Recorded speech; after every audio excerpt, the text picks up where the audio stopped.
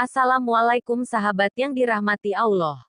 Sekarang kita akan membahas tokoh inspiratif Islam, simak selengkapnya. Sirin adalah seorang hamba sahaya Anas bin Malik. Ketika ia merdeka, ia ingin menikah. Dan wanita yang ingin dinikahinya adalah Safiyah, seorang hamba sahaya Abu Bakar yang sangat disayangi keluarganya. Ketika Sirin melamar Safiyah, Abu Bakar meneliti dengan seksama. Sedemikian telitinya sampai Abu Bakar sempat meminta pendapat Anas bin Malik perihal Sirin. Anas meyakinkan Abu Bakar seraya berkata, "Percayalah, Sirin adalah orang baik yang memiliki akhlak mulia. Saya sudah mengenalnya sejak lama. Insya Allah, ia tidak akan mengecewakan." Mendengar jaminan tersebut, lamaran Sirin diterima. Diadakanlah walimah besar dan istimewa. Dikatakan istimewa karena pesta pernikahan tersebut dihadiri 10 orang pahlawan perang Badar dan Ummul Mukminin Aisyah. Di antara sahabat Rasulullah yang hadir ialah Ubay bin Ka'ab sebagai pembaca doa dan Ummul Mukminin Aisyah sebagai pendamping pengantin wanita. Dari pernikahan inilah, lahir seorang bayi laki-laki diberi nama Muhammad bin Sirin. Ia lahir 2 tahun sebelum berakhirnya masa kekhalifahan Utsman bin Affan. Sejak kecil, ia belajar banyak ilmu kepada para sahabat Rasulullah yang tinggal di Madinah, yaitu Zaid bin Sabit, Anas bin Malik, dan Ubay bin Ka'ab. Kehidupan Ibnu Sirin. Ketika ia berusia 14 tahun, Ibnu Sirin hijrah ke Basrah, salah satu kota pusat peradaban Islam. Banyak orang Romawi dan Persia yang baru masuk Islam menimba ilmu agama di sana. Tidak sedikit ulama yang tinggal di sana, salah satunya ialah Hasan al-Basri.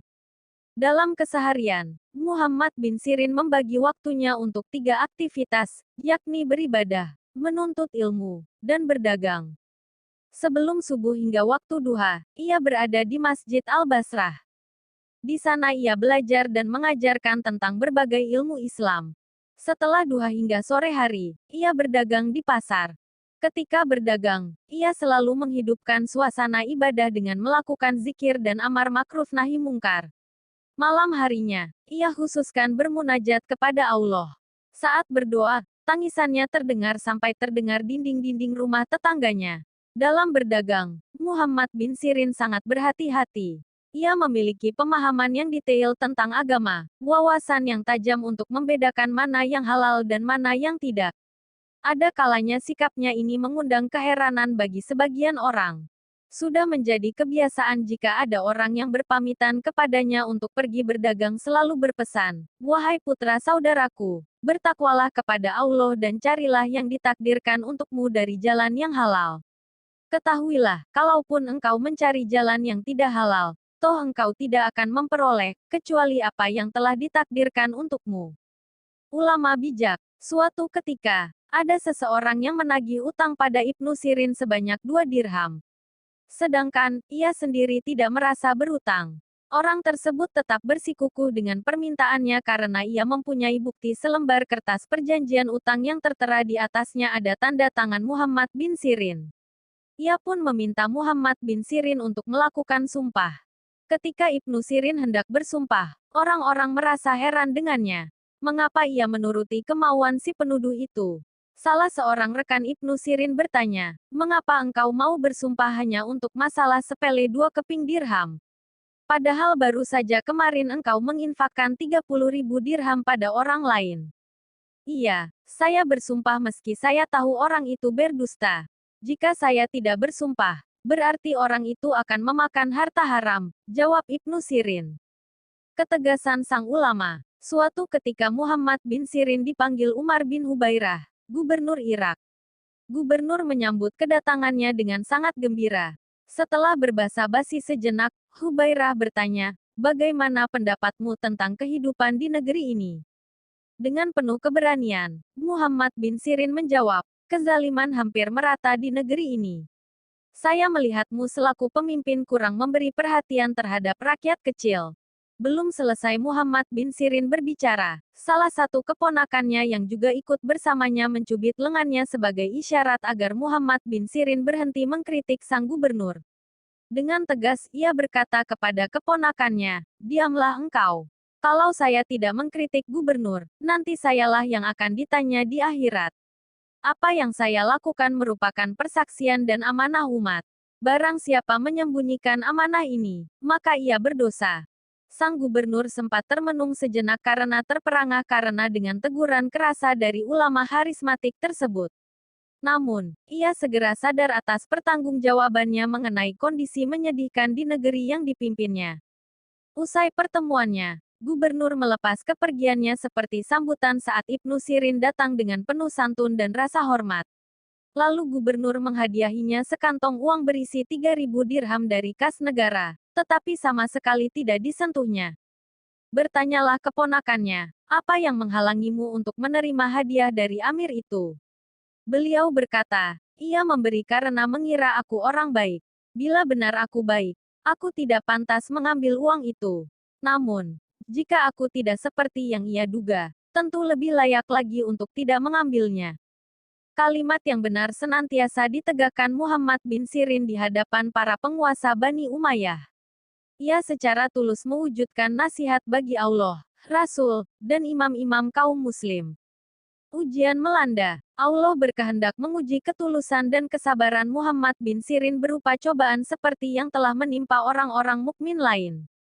Satu contoh dari ujian tersebut adalah peristiwa di mana ia membeli minyak seharga 40.000 dirham sebanyak satu bejana penuh dibayar belakangan. Ketika diperiksa ternyata ada bangkai tikus yang sudah membusuk di dalamnya. Ia berpikir, minyak ini ditampung dalam satu wadah dan najisnya tidak hanya di sekitar bangkai itu. Jika aku kembalikan kepada penjualnya, pasti akan dijualnya kepada orang lain. Jadi, dibuangnya semua minyak di bejana tersebut. Ini terjadi di saat perniagaannya rugi cukup besar.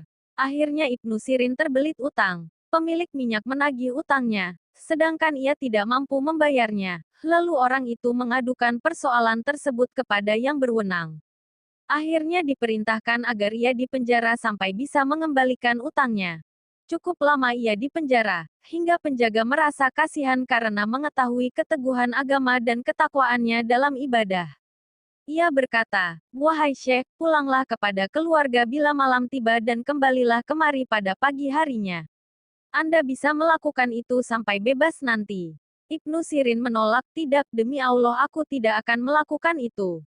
Penjaga berkata, "Mengapa?" Ia menjawab, "Karena jika engkau lakukan itu, sama saja engkau berlaku khianat." Ibnu Sirin menghabiskan hari-harinya dengan beribadah selama berada di penjara.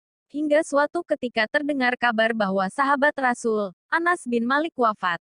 Sebelum wafat, Anas bin Malik sempat berwasiat agar yang memandikan, menyalatkan, dan menguburkannya adalah Muhammad bin Sirin. Hari ketika Anas wafat, orang-orang mendatangi penjara dan menceritakan tentang wasiat Anas dan memohonkan izin untuk Muhammad bin Sirin agar bisa melaksanakan wasiatnya. Namun, Ibnu Sirin berkata, "Aku tidak akan keluar, kecuali jika kalian mengizinkan aku kepada orang yang aku utangi. Bukankah aku ditahan karena belum mampu membayar utangnya?" Orang yang diutangi pun memberikan izin sehingga ia bisa keluar dari tahanannya. Setelah selesai memandikan, menyalatkan, dan menguburkan jenazah Anas bin Malik, Ibnu Sirin langsung kembali lagi ke penjara tanpa sedikit pun mengambil kesempatan untuk mampir menengok keluarganya. Salah satu nasihat Ibnu Sirin yang terkenal, berpegang teguh pada sunnah adalah keselamatan. Manusia tidak akan meridhoi perkataan ahli ilmu yang tidak beramal, dan tidak meridhoi amalan tanpa ilmu. Pada usia ke-120 tahun, Muhammad bin Sirin wafat. Duka cita mendalam meliputi seluruh penduduk Basrah. Mereka kehilangan ulama besar yang memiliki karisma yang tinggi.